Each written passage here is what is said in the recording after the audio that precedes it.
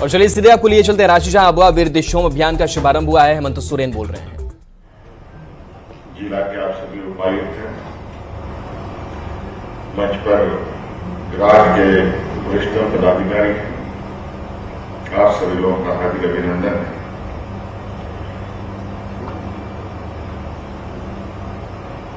आज से अबुआ वीर अबुआ दिशोम कार्यक्रम का अभियान हम लोग शुरुआत करेंगे। इसके साथ साथ एक और कार्यक्रम, आपकी योजना आपकी सरकार आपका द्वार, दो ये अभियान स्टार्ट है। लेकिन इसमें मुख्य रूप से अबुआ वीर अबुआ दिशोम। दिशोम का मतलब क्या होता है, जरा आप लोग सबको मालूम है? जरा बताइए तो दिशोम का मतलब क्या होता है? कितने लोग जानते हैं दिशोम का मतलब? एक दो लोग, डीसी साहब लोग, कितने डीसी लोग जानते हैं? क्या होता है? देश। लेकिन वीर का मतलब जंगल। चलिए मोटा मोटी थोड़ी सी सन्नाटे में थोड़ी आवाज है।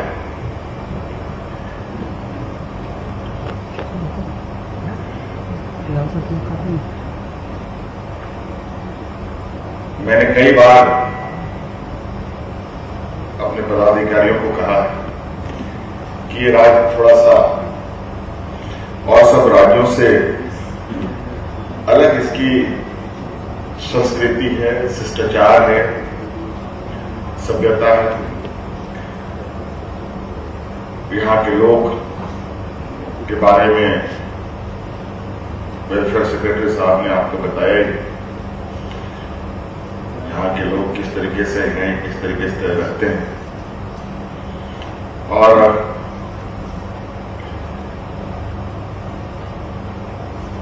मुझे लगता है कि राज्य अलग होने के बाद जो सबसे पहले काम होना चाहिए वो अब शुरू हो रहा है। 30% के लगभग वन क्षेत्र हमारा राज्य, और जंगल झाड़ मिलाकर के कह लें तो लगभग 50%।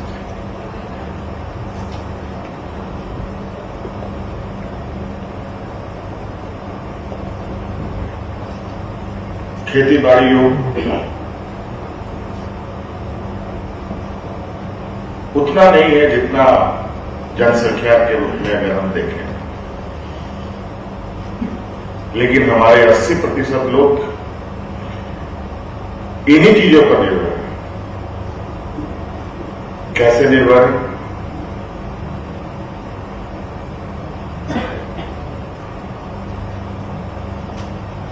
मात्र 20% लोग जो बाजार में, शहरों में हैं, और बाकी सभी लोग खेती बाड़ी पर है। लेकिन जमीन तो है नहीं।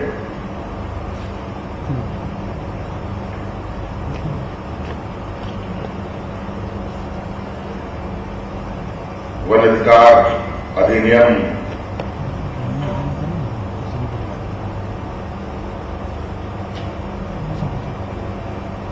बने हुए कितने वर्षों हो गए,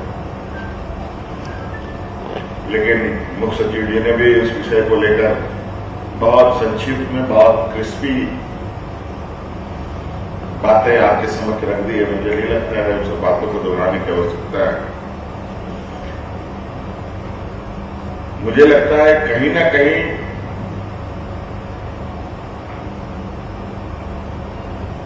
बीस वर्षों में या उससे पहले भी इस विषय पर कोई विशेष ध्यान रहा ही नहीं।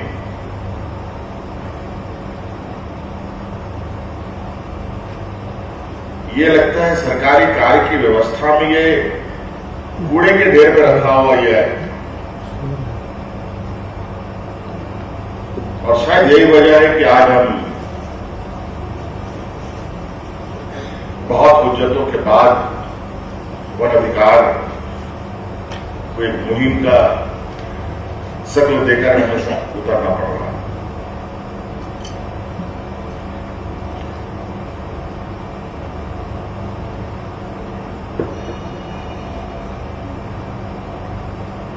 कई राज्यों में तो अगर आप दूसरे राज्यों को देखेंगे जहां पर आदिवासियों की भी बहुलता कम है, लेकिन वहां पर वन अधिकार के तहत पट्टों का वितरण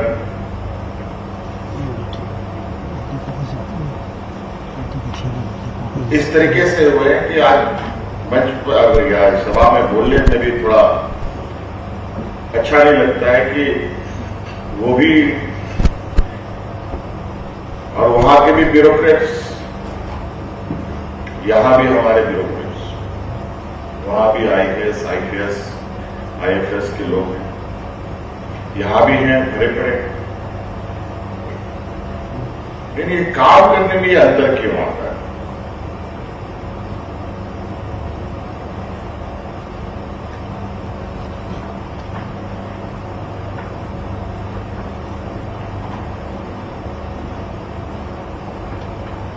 ऐसा नहीं है कि आप नहीं कर सकते, बहुत सारे ऐसे काम हम कर रहे हैं आज के दिन में जो काफी सफलतापूर्वक आप सब मिलकर कर रहे हैं।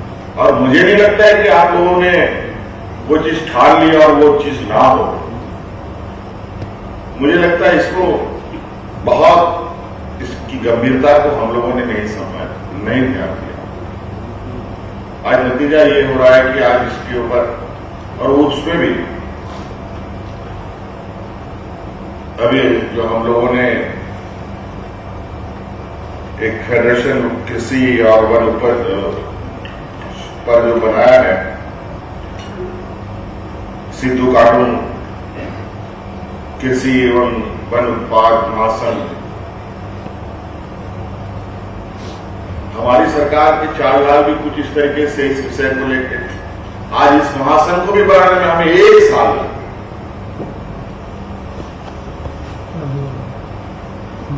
ये स्थिति है। चलिए, लग रहा है इस मुहिम को खड़ा होने में लगता है कि इसका हम लोगों ने, अगर हम लोग और थोड़ी दिनों तक ध्यान नहीं दिए होते तो शायद इस राज्य में फॉरेस्ट राइट एक्ट के विषय के बारे में चर्चा करना ही बेकार था और न ही उस विषय पर हम लोगों को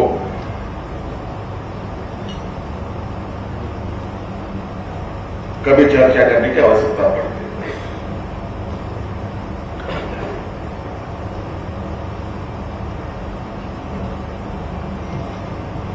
आज मैं बहुत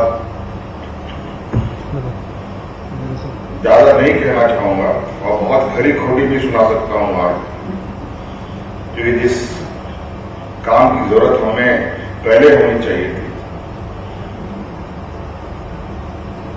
करनी चाहिए थी, वो नहीं हो पाया।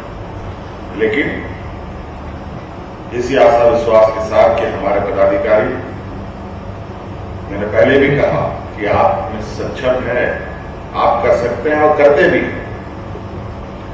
और ये हमारा विशेष फोकस इस योजना पर है।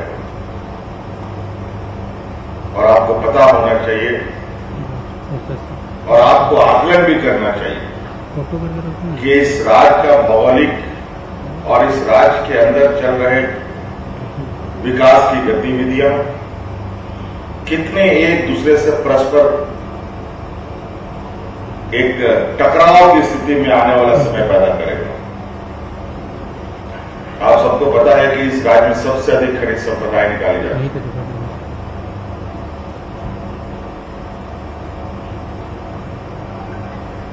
जो वर्तमान खेती योग्य जमीन है उससे भी कोयले निकाले जा रहे हैं। आज नहीं कल वो खनिज संपदा खत्म होगा, 20 साल, 25 साल, 30 साल, और आज के जो मशीनें जो आ गई हैं, जिस तरीके से माइनिंग के इक्विपमेंट्स आए हैं, जो काम 5 साल में होता था वो 5 दिन में हो रहा है। तो ये खनन कंपनियां इस राज्य को एक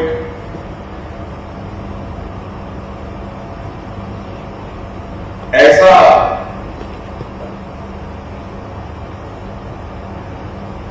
कबाड़ करके खनिज संपदा निकाल कर यहां के लोगों को ऐसी दुर्दशा में छोड़ेंगे जिसका अंदाजा नहीं है। क्या कोई बता सकता है कहीं भी कोई खनिज संपदा हो रहा है, रामगढ़ का हो या हजारीबाग का हो, चतरा का हो, लातेहार लोहरदगा का हो, साहेबगंज का हो, पाकुड़ का हो, कि कल को उन खदानों को रिक्लेम भी करते हैं, जहां वहां धान की खेती होती थी, क्या 30 साल के बाद भी वहां पर धान की खेती होगी?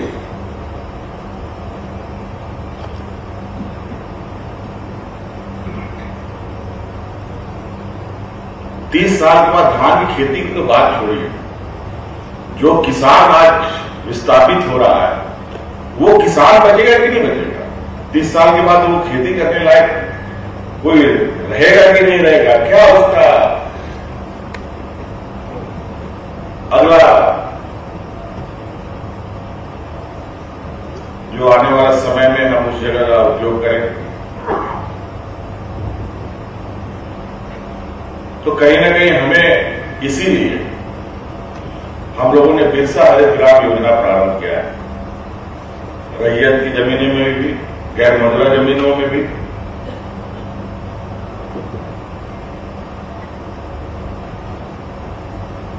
और अच्छा खासा सफलता भी मिल रहा है। बहुत उसमें गति है ये भी हम नहीं कह सकते हैं, लेकिन रुका भी नहीं है।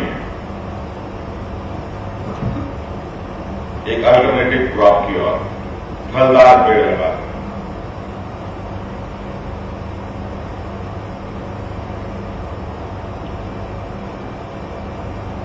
तो कई ऐसी चीजें हैं जो आपको अपने जिले के अंतर्गत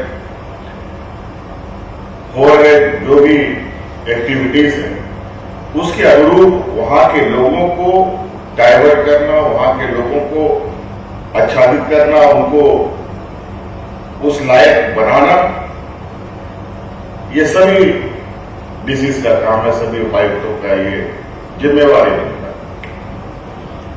आप जिले के मुख्यमंत्री हैं, छोटे मोटे आदमी नहीं है।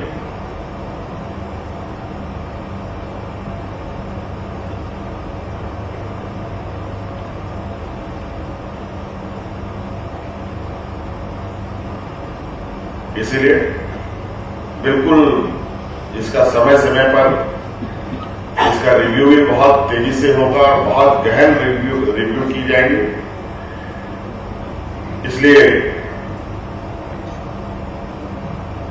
इस विषय को एकदम विशेष रूप से आपको ध्यान देते हुए काम करना है। आज लोग पर्यावरण की पर चर्चा कर रहे हैं। दिल्ली के हालत के बारे में सुन लिया आप लोगों ने, सारे स्कूल कॉलेज बंद हो गए ना।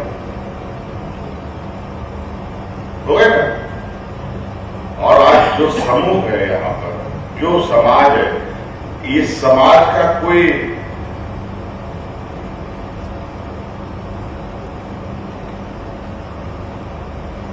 देवघर बासुकीनाथ जैसा भव्य शहर नहीं बन जाता है मंदिरों का।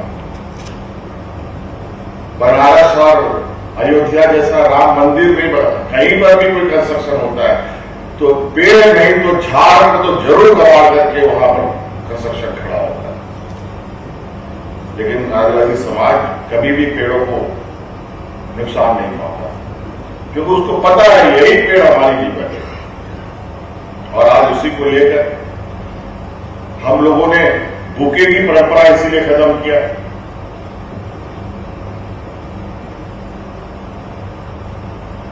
कि कम से कम जो पैसे बेवजह की चीजों पे खर्च हो, क्यों नहीं एक एक पेड़ लेकर के अपने अपने घरों पे लगाए, अपने अपने जो भी पदाधिकारी हैं आपको घर सभी डीसीज को बंगलोर मिले हुए हैं।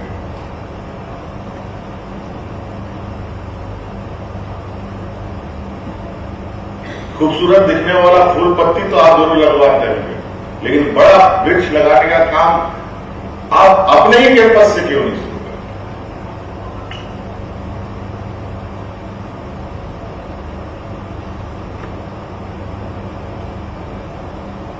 नहीं तो अगली बार हम लोग इस योजना की ओर जाएंगे कि कोई पदाधिकारी वृक्ष लगाने के लिए तैयार नहीं है तो हम बंगलोर दे दें, आप अपार्टमेंट में रहिए।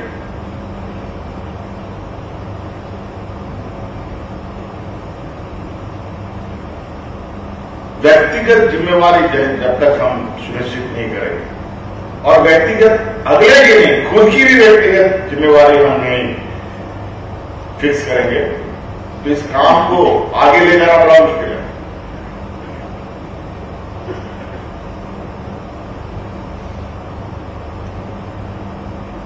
गेंदा का फूल, गुलाब का फूल, ये तो हम लगा लेते हैं, लेकिन कभी जामुन का पेड़ हम अपने कैंपस में नहीं लगाएंगे, आम का पेड़ नहीं लगाएंगे,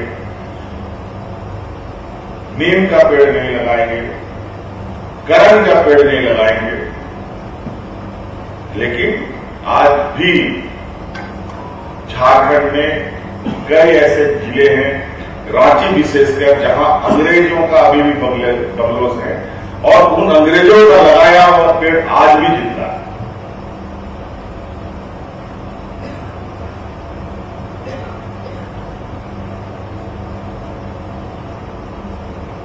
इसीलिए आप लोग थोड़ा प्रयास करें। जिला में भी हजार हमारे पदाधिकारी, बीडीओ है, सीओ है, डीसी है, डीडीसी है, एसपी है, डीएसपी है, थाना है, ब्लॉक है, सारा कुछ है। उन्हीं जगहों पर हम एक बार खुद ही आप अपने लिए बनपट्टा का एक व्यवस्था बनाइए कि हम इस जगह को ग्रीनरी करेंगे। ये बहुत जरूरी है आने वाले सभी मानव जीवन के लिए। ये कोई इससे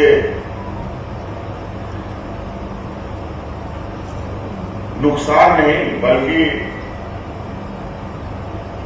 राज्य का संरक्षण हो चुका है, इस भौगोलिक क्षेत्र का सुरक्षा बना रहे। नहीं तो एक तरफ तो लगा हुआ है लोग इसको कब्र बनाने में, तो उस कब्र से हम बचने के लिए हमारी इतनी बड़ी व्यवस्था काम कर रही है।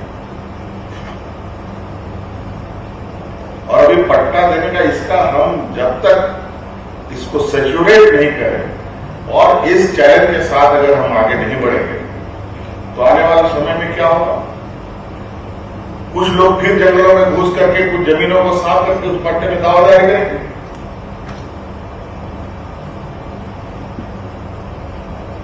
फिर आप उसके साथ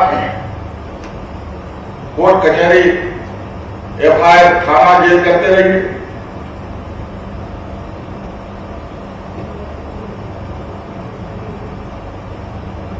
अगर इसको हम एक मजबूत अभियान पकड़ करके चलकर सभी को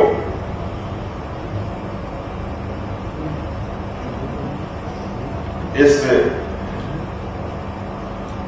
कार्यक्रम को पूरा कर लेते हैं तो आने वाले समय में जंगलों में जो लोग इंक्रोचर के रूप में जिनको आप देखते हैं वो इंक्रोच करने वाले लोग नहीं दिखेंगे।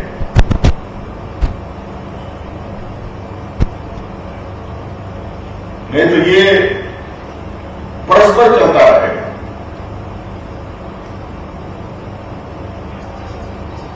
हम शहर में जूझ रहे हैं, शहर को इंक्रोच करने वालों से, और यहां शहर में तो इसको रोकना संभव नहीं है, लेकिन गांव में हम आज भी इस काम को रोक सकते हैं, लोगों को उसका अधिकार देते हैं।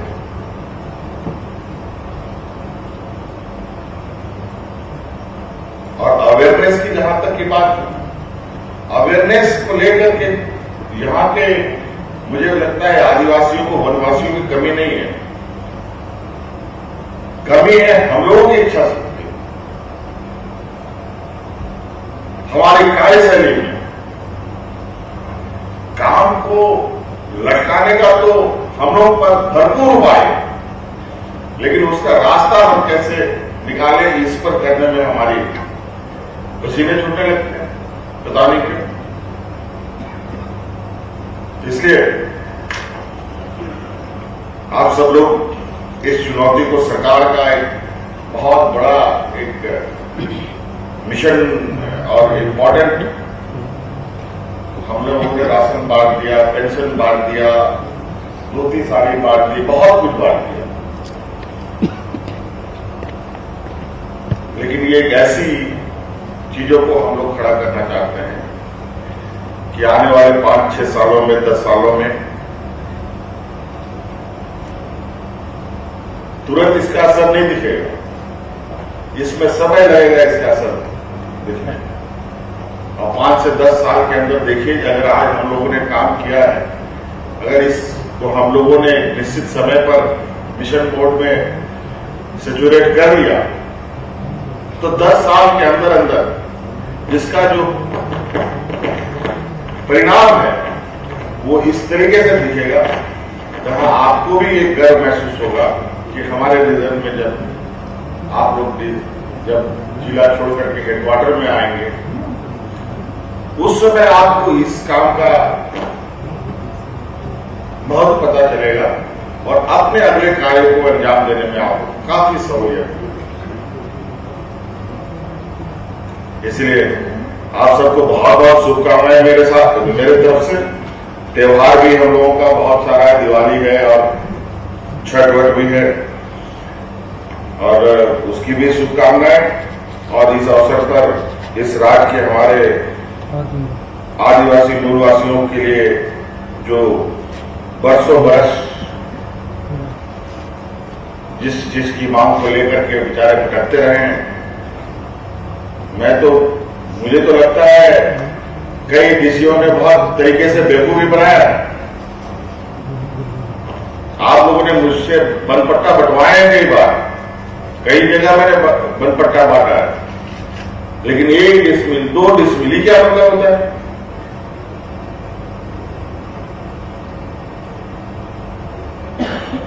मैं नाम नहीं लेना चाहूंगा, लेकिन ये चीजें नहीं हो आने वाला समय में।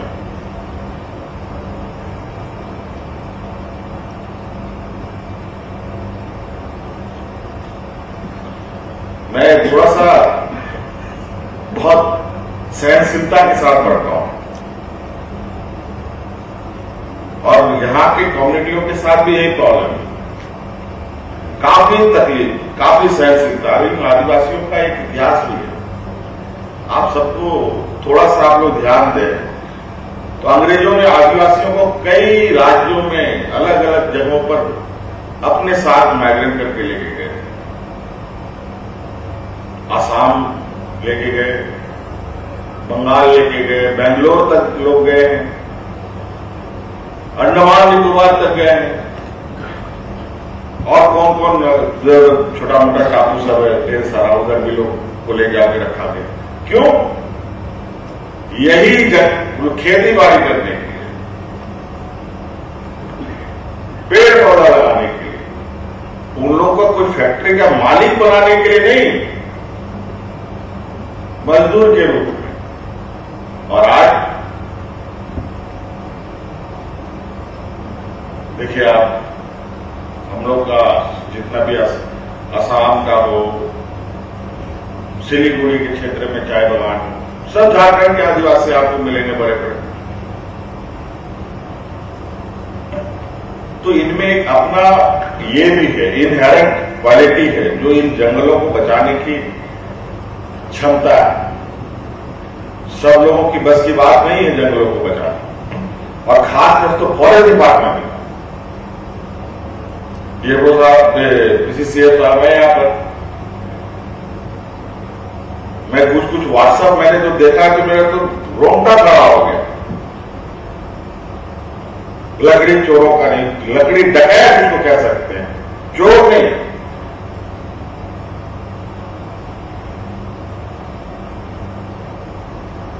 ऐसे तरीके से ये लोग पेड़ नहीं बजाते, वो जंगल में जमीन का नापी करने में इनका अपना समय कटता है। इसलिए इस काम में कोई कमी और लापरवाही भी ना हो। फॉरेस्ट डिपार्टमेंट के सभी डीएफओ और रेंजर ऑफिसर से भी यही कहना चाहूंगा, शिकायत हमारे पास बोरा भर के आता है। कई बार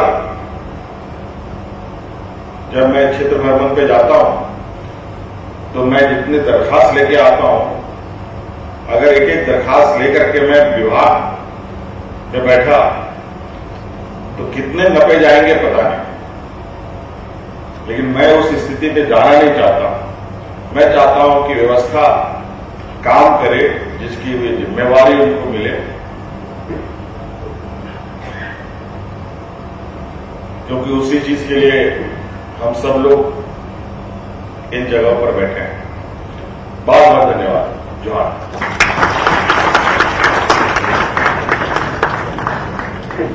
आपके संबोधन के लिए, शुभकामनाओं के लिए बहुत बहुत धन्यवाद माननीय मुख्यमंत्री जी। और निश्चित रूप से ये अभियान तब तक चलेगा जब तक अंतिम पात्र व्यक्ति तक इसका लाभ नहीं मिल जाता है। वन अधिकार का सफल क्रियान्वयन ग्रामीण क्षेत्रों में रोजगार और आर्थिक समृद्धि में वृद्धि लाएगा। इसी शुभकामना के साथ धन्यवाद।